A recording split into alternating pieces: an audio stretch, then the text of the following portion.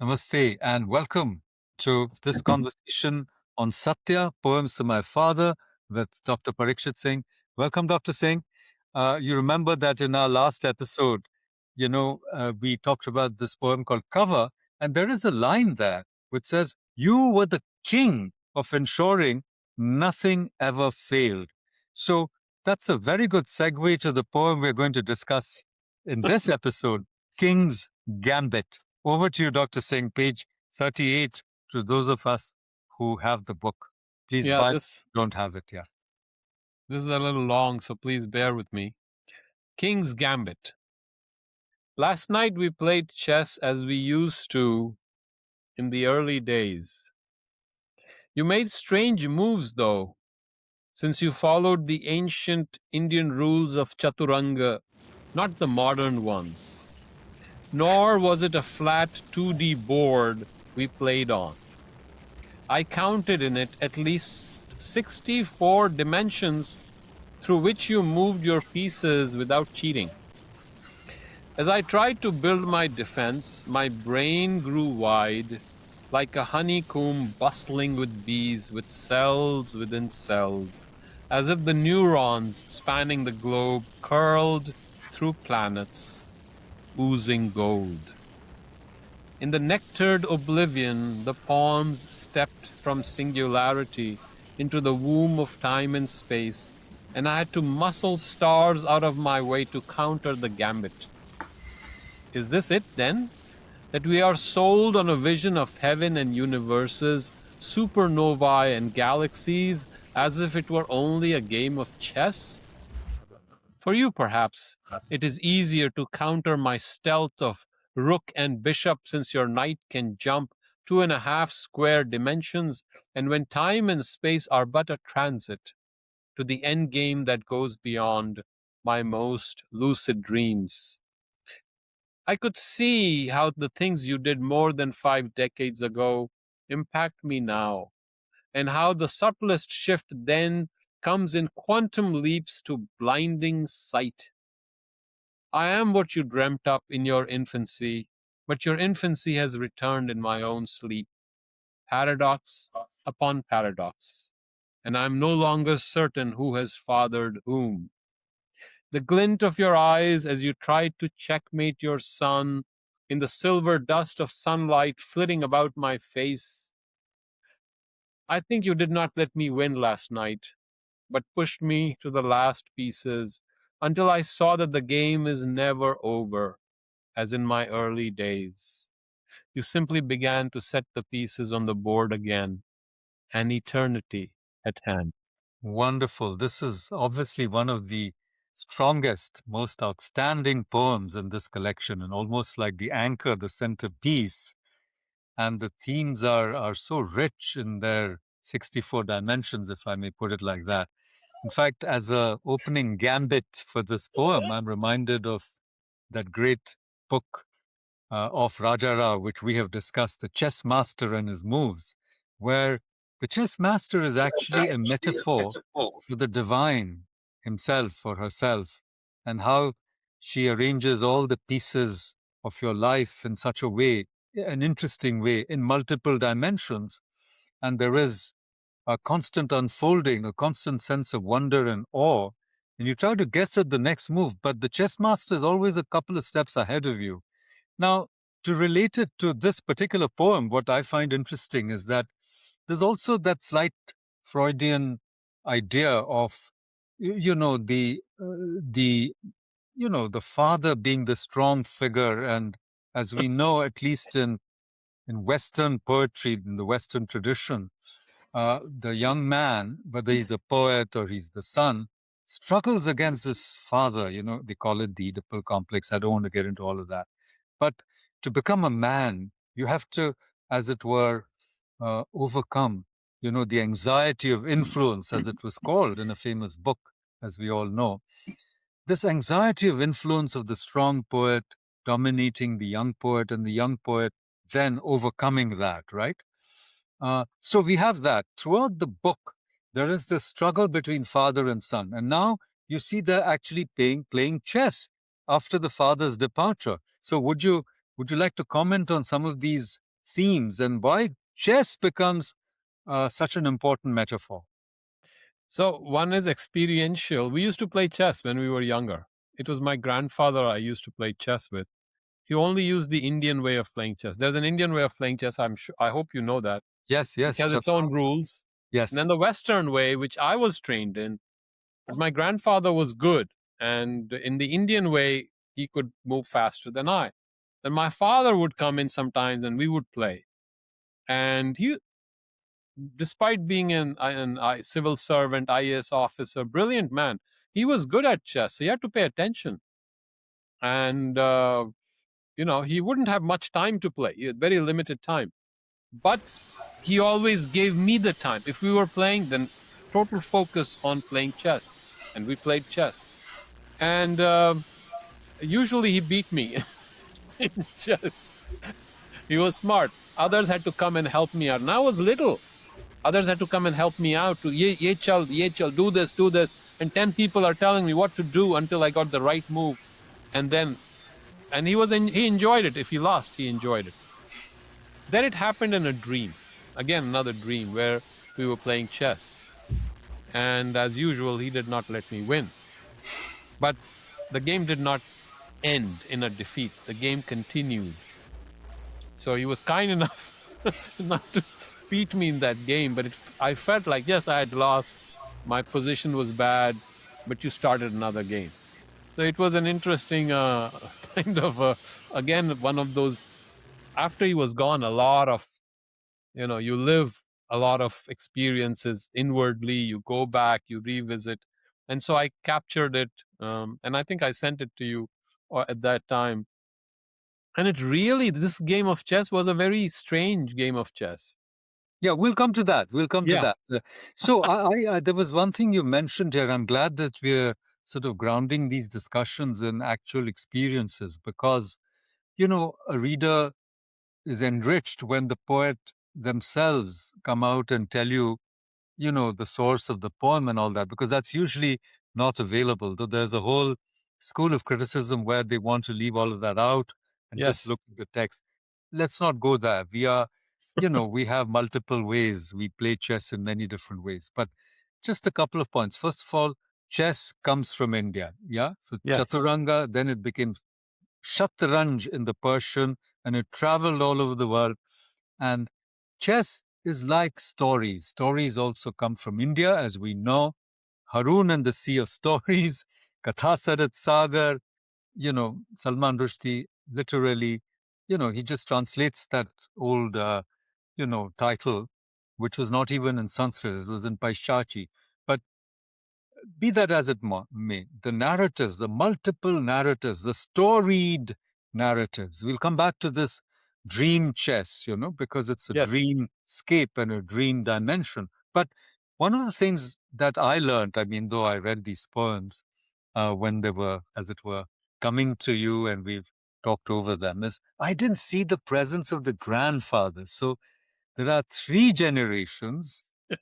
Somehow that didn't come through in the poem, that there are 2, as it were, father figures. And in that sense, the dad becomes the mediating, person between Kal, Aaj or Kal. There's a famous Raj Kapoor story like that. And that doesn't actually come through. Had I known this, then I would have asked you to tweak it a bit in the sense that here the dad becomes the crucial figure because he's the, bridge between the old chess and the new chess. And now we're coming to the dream chess. I'm going to ask you about that. But that becomes a bridge to a completely different kind of chess. And, again, if I may, refer to something that all of us were going through then, the challenge that you as the CEO of a company had, and you used a different metaphor at that time of a pilot trying to, land your plane after a hurricane or a storm, and all the passengers are crying and some are praying, and there's so much turbulence. But it was almost, as you were telling me at that time, that's like playing chess in a completely different way of playing, So maybe now you can bring in the chess in like multiple dimensions. And the world of quantum where the superposition, the polarities are such that you don't know where any object is until you look. And in fact, you're looking, the gaze, the intentionality of perception is a limitation because it's fixing the particle, whereas it has room to roam anywhere it likes. And our own fears, our anxieties, our desires interfere, in influencing outcomes. And in a way, I've learned this from you, that never try to influence the outcome. Be radically open to outcomes, because in fact, the Gita tells us that, but we never realize it. We in fact always are goal oriented. We always want, that, and we are always told, I mean, I was told the story of Arjuna, in the mirror of the water, Yeah. he sees the eye of the fish, blah, blah, blah. And in a way, see, your dad is a person who had great concentration and focus and wanted these outcomes and did whatever it took. So he taught you that. And then all of a sudden, you have that flipped where you become radically open to outcomes because you're actually conceding that you don't really know what's best for you.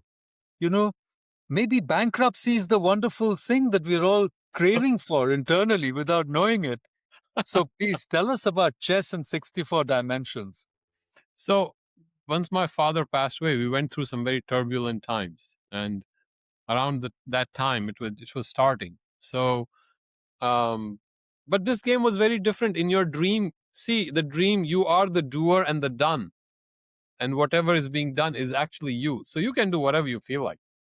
And so consciously you just moving into different dimensions, and he's moving into different dimensions, and you're trying to figure him out in another plane, and you know it consciously somewhere, but your brain cannot wrap around itself around the another dimension he has gone on to, and you can't catch him, and yet you're enjoying it and you're having fun as a son is having with his father. Because we used to laugh a lot, the little, I would cheat a little bit, then he would catch my cheating. Uh, you have to. If you're not winning, you have to cheat. I'm sorry, but so we used to cheat in carom. We used to cheat in chess a little bit, and he would catch it, and then he would laugh, and then he would allow me a little cheating. But here, it was a very interesting situation. We are. It is beyond the mind. It is gone. You cannot conceive of it, and yet you're playing, and it is fun, but it's a challenge. It's pushing your buttons. It's pushing all your uh, pieces, so to speak, and that itself was kind of a what would you call it? Vaishvik, almost like a universal play. You're playing on think of it like you're playing on a bigger scale. Usually we play on an individual scale. Now the scale has gone bigger, in which you don't have that control that you had. So, but it's your dream. You own it. So somewhere you're conscious that it's my dream, and yet you are not able to beat. Control it. Yeah. You're not. The father is moving. This is and I'm conscious in the dream, but I couldn't beat him. So it was a very interesting dream where I was playing catch. And again, the one part of the dream was trying to catch him, was to get him back. In Oh, my father, get my father who played with me. Where is my father? Where are you? So all kinds of moves were made, but he was the hidden hand. And finally, at the end of it, kind of reconciled. Game goes on. And then you wake up strangely in a very strange peace. That yes. In fact, we'll have another episode on this poem since it's so important. But I'm glad you brought in these dimensions again of, how winning and losing takes on a completely different meaning. That the dad who is always allowing you to win, even though you were cheating. You see, when it comes to death, you can't cheat death. And you were trying your moves to somehow bring him back, and you couldn't grasp him. He was elusive. The chess master is always elusive. And you were saying, it's my dream, but I can still, I can't still catch him. I can't get hold of him and bring him back. So he's outwitting you, he's defeating you, because you see there is no embodiment, and you realize that you become so much more powerful, so much more nimble when you, as it were, transcend the limitations of the physical body. So there are all these ideas that are coming through, and also this sense of malleability. Now, when we do our Vedas together, I want our viewers also to check out our amazing Vedas podcast. We are almost taken to the beginnings of the universe, and the gods are close to us, and its creation itself is like a game, with all these powerful forces who can be your friends, and you can, or allies, or you can align yourself with them, with the rhythm, with the satyam. And in a way, it's taking us back to a time when, the universe is so fresh. So when we go out of this dimension, in a way, maybe through the dream or through some other transcendental experience, we still feel connected to the possibilities of creation, something bubbling all the time like a cauldron, and nothing fixed and rigid as we have the rule bound unidimensional chess with all the squares marked, the pieces in front. But suddenly, a world where you can see things, the same thing starts, appearing to you in many different ways. So, some concluding thoughts on this poem, Dr. Singh, before we let you go?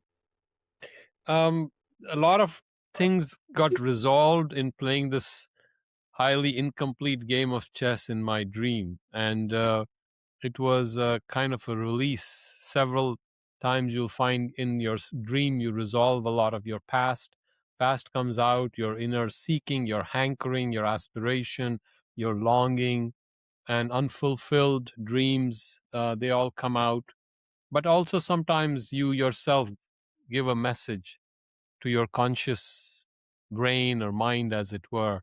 And at that level, when things get resolved, then also the brain kind of settles down.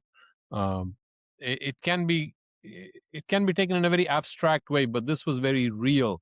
And at that time, when it happened in a very real sense, then I think the mind with its conceptual concepts and all the abstracts just comes to a settled state. And that's when I think it started releasing and coming to us final solution. Yes, that's very well put. We do need to, as it were, dematerialize our own mental constructs every now and then, so that we free up our energy and stay in touch with that eternal dimension of ourselves with which the poem ends. The game goes on. So I hope our podcast also goes on, at least from cover to cover.